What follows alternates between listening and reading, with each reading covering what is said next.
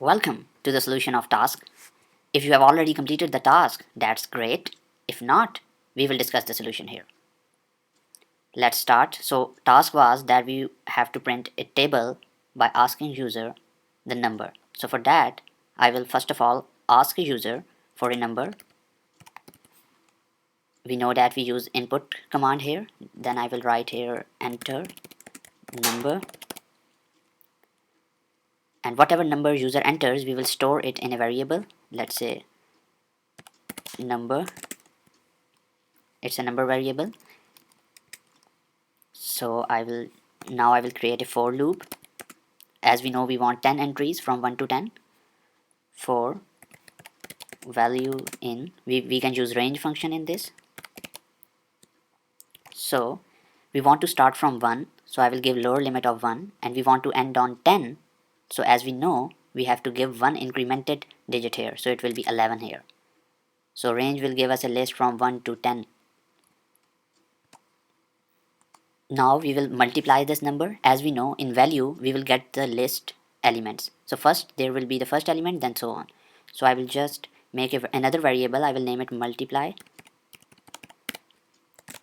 which will be equal to value into number.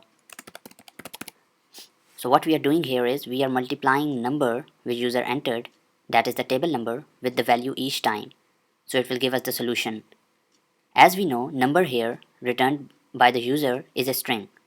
So there is a function to convert this to an integer, because here we are multiplying value that is an integer with a number that should also be an integer. Currently it's a string because input will return as a string. So I will firstly change this number to integer. For that we can use a built-in function that is called int, and then I have to add these two round brackets here. So now int will convert this number that was previously string to an integer, and then we will multiply it with value that is already an integer, because we know range will return us a list of integers. In the next line we will just make the structure of our table, the each line of our table. So I will name another variable that is line. Now I will make a line here, line of the table, by joining different strings together. So first we need, in all the cases, first value will be number, because if user entered 2, it should be 2 into 1 is equals to, like this. The pattern should be like this. So I will say number, concat it with multiply sign. So I will give spaces behind and after so that there is a good presentation. Then I will concat it with value. So value will be changing every time. So like if you enter 2, it's 2 into 1, then 2 into 2, 2 into 3, and that's so on. So value, as you know, is in for loop, so it will change. Then we should have an equal to sign.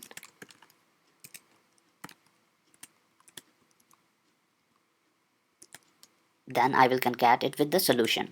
As we know, at the end we should have the solution that is stored in a multiply variable, because we multiplied here and it is stored in multiply variable. So I will just add it multiply. Here we know that plus sign is used to concatenating strings.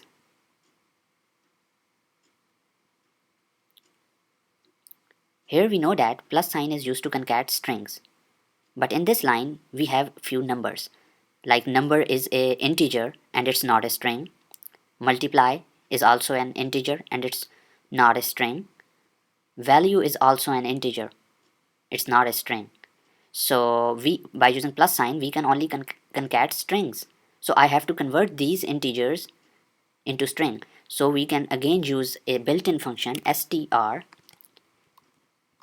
and round brackets. So anything given inside these two round brackets of str will be converted into string. So now we are saying correct. This number, which was previously integer, is converted into string, then concatenated with this cross sign, and then value. Similarly, I will repeat string for this value as well, and I will for this as well. Now it makes sense because we are connecting strings rather than numbers. So this is a string, this is also a string, and these all are strings. So now I will just print each line. So as the loop will continue, every time new line will be printed with the values changed. So let's quickly run this and see our output. It is asking for a number. I can give 2. As you can see, it printed the complete table. 2 into 1 is 2, 2 into 2 is 4, until 10. If you want the 20 entries to be printed, I will just simply have to change the range here and it will print other lines as well.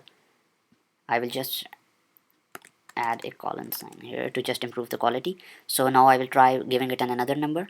Let's say I give it 5. It printed the table of 5.